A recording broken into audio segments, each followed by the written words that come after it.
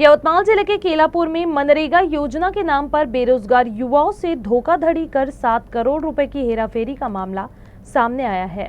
इस घोटाले को लेकर विधायक राजू तोड़साम ने विधानसभा में प्रस्ताव पेश किया और मुख्य आरोपियों की जल्द गिरफ्तारी की मांग की। अध्यक्ष महोदय, पांढरकवड्या तालुक्यामध्ये आणि यवतमाळ जिल्ह्यातल्या काही तालुक्यांमध्ये जवळपास काळा पैसा पांढरा करण्याच्या हेतून एक मोठा घोटाळा झालेला आहे। केळापूर तालुक्यातील जवळपास 10 ते 12 गावांमध्ये मयूर चव्हाण नावाच्या व्यक्तीने MRGAच्या नावाने एक नवीन खाते काढून ज्या पोरांनी कधी खातं काढलं नव्हतं अशा पोरांच्या नावाने नवीन खातं काढलं। खातं काढल्यानंतर त्यांचे खाते पासबुक ATM आणि सर्वच्या सर्व डॉक्युमेंट त्यांनी मयूरने आपल्या जवळ ठेवले।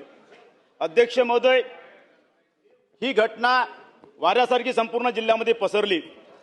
यामध्ये पोलीस विभागाचे काही अधिकारी आणि बँकेचे काही अधिकारी या 100 कोटी रुपयाच्या घोटाळ्यामध्ये समावेश आहे।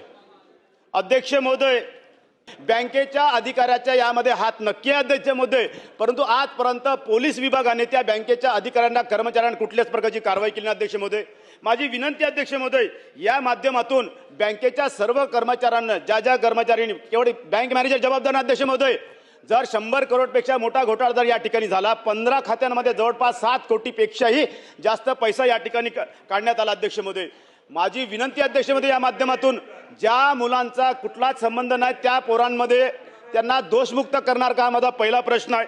दुसरी महत्त्वाची गोष्ट अध्यक्ष महोदय, या बँकेमध्ये डॉर्मेट अकाउंट काढण्याचा अधिकार बँकेला आहे। या अकाउंटच्या माध्यमातून काही घोड करण्याचं काम बँकेचे कर्मचारी करतात।